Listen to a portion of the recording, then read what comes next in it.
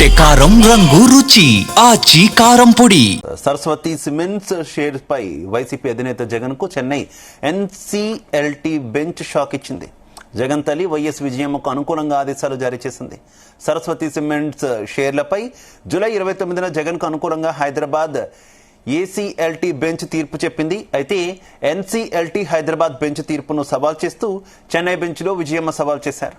విజయమ్మ అప్పీల్పై విచారణ చేపట్టిన చెన్నై బెంచ్ కీలక ఆదేశాలు ఇచ్చింది. ఇక విజయమ్మకు చెందిన పూర్తి షేర్స్ పై యథాతథ స్థితిని కొనసాగించాలని ఆదేశాలు జారీ చేసింది.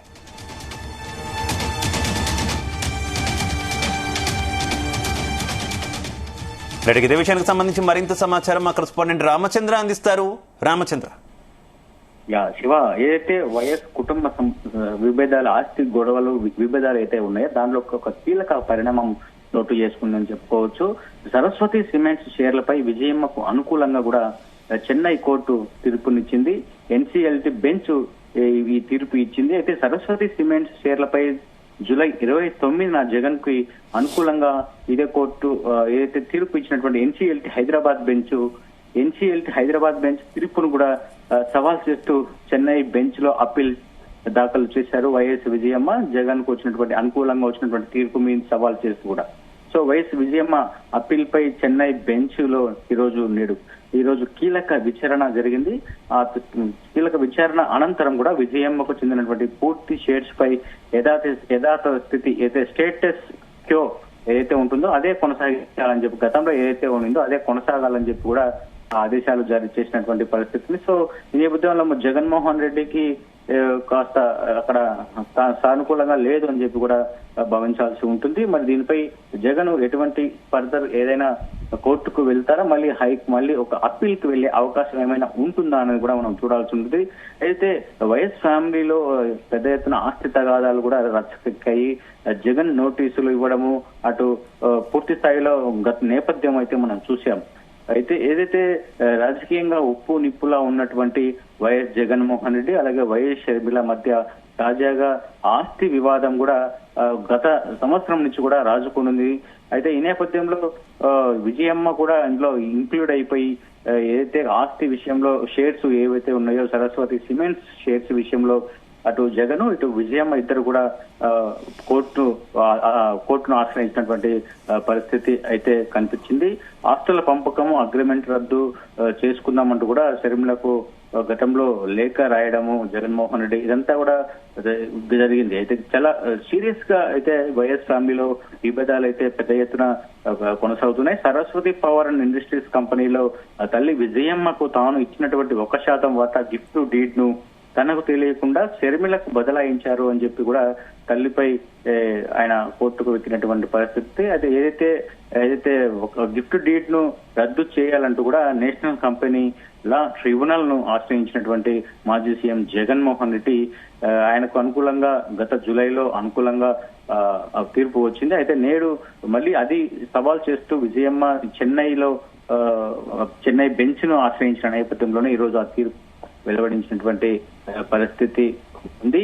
ఏదైతే సరస్వతి పవర్ కంపెనీలో 99% షేర్లు జగన్ కు, 1% షేర్లు విజయమ్మకు ఉన్నాయి. సిబిఐ ఈడీ కేసుల్లో భాగంగా ఈ ఆస్తి కూడా అటాచ్మెంట్ లోకి వెళ్లిపోయింది.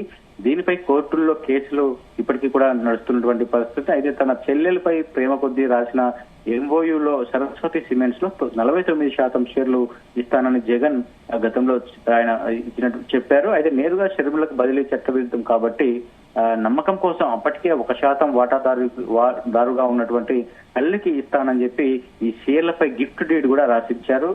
కేసులు తేలాక షర్మిల పేరు మీద బదిలీ చేసుకోవచ్చు అని చెప్పి కూడా జగన్ ఈ గిఫ్ట్ డీడ్ ను 2019లోనే రాసి ఇచ్చినటువంటి పరిస్థితి ఉంది. అయితే కోర్టు కేసుల్లో అటాచ్మెంట్లలో ఉన్న ఆస్తిని నిర్వహించుకోవడానికి తప్ప ఏ రకం క్రయ విక్రయాలు కూడా చేసుకోవడానికి వీలు లేదని చెప్పి ఒక నియమం ఉంది. 2021లో సరస్వతి పవర్ లో జగన్ ఇచ్చినటువంటి గిఫ్ట్ డీడ్ ను ఆధారంగా చేసుకుని విజయమ్మ దగ్గర నుంచి షేర్లను బదిలీ చేయించుకున్నారు.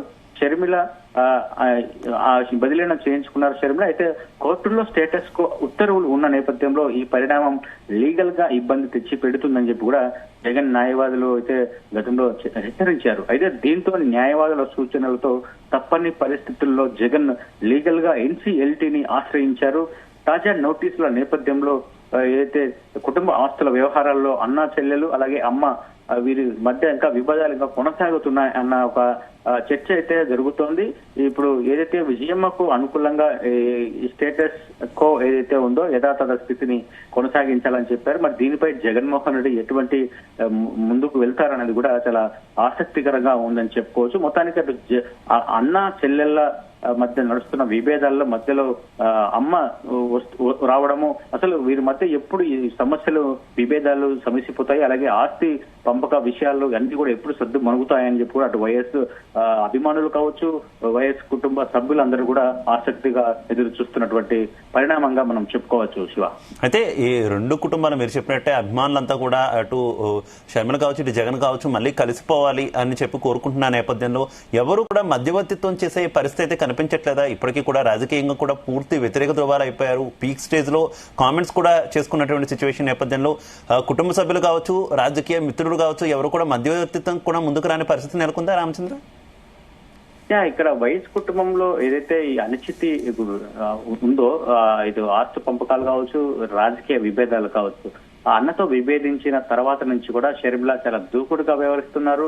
తన పార్టీని కూడా కాంగ్రెస్ పార్టీలో విలీనం చేసి ఆంధ్రప్రదేశ్ కాంగ్రెస్ పార్టీ చీఫ్ కూడా ఆమె పిసిసి ప్రెసిడెంట్ గా కొనసాగుతున్నారు. సో ఈ నేపథ్యంలో అటు కొడుకు అలాగే కూతురును ఇద్దరిని కూడా కలిపే ప్రయత్నం అయితే విజయమ్మ కూడా చేసినట్లుగా తెలుస్తోంది. కానీ షర్మిల మాత్రం ససేమిరా అంటుందని చెప్పి కూడా మనకు సమాచారం ఉంది. అయితే ఈ నేపథ్యంలో ఎప్పుడైనా కానీ వైఎస్ జయంతి కానీ వర్ధంతి కానీ అటు క్రిస్మస్ వేడుకలకు కానీ జగన్ తో పాటు విజయమ్మ కలుస్తున్నారు, భారతితో కూడా కలుస్తున్నారు. ఇటీవల ఏదైతే సెప్టెంబర్ 2 వర్ధంతి వైఎస్ వర్ధంతి ఉందో అప్పుడు విడుపులపాయలో కూడా చాలా ఆత్మీయంగా పలకరించుకున్నారు జగన్మోహన్ రెడ్డి అలాగే విజయమ్మ, వైఎస్ భారతి. సో వీరి మధ్య పలకరింపులు బాగానే ఉన్నప్పటికీ కూడా ఏదైతే కోర్టుల్లో ఉన్నటువంటి విభేదాలు కావచ్చు, ఆస్తి పంపక విభేదాలు కావచ్చు, ఇవి ఇంకా కొనసాగుతూనే ఉన్నాయి. మరి ఎవరికి ఏమి టెన్షన్, ఒక కన్ఫ్యూజన్ లో పడేస్తున్నటువంటి అంశంగా మనం చెప్పుకోవచ్చు. కలిసినప్పుడు బాగానే మాట్లాడుకుంటున్నారు, మరి అలాంటప్పుడు ఏ విభేదాలు అయితే ఉన్నాయో అవన్నీ పరిష్కరించుకుంటే బాగుంటుంది అన్న ఒక భావన అయితే వైఎస్ అభిమానుల్లో అటు వైఎస్ఆర్ కాంగ్రెస్ పార్టీ నాయకుల్లో కార్యకర్తల్లో కూడా వెళ్తున్నటువంటి అంశంగా మనం చెప్పుకోవచ్చు. Shiva, right, okay, thank you.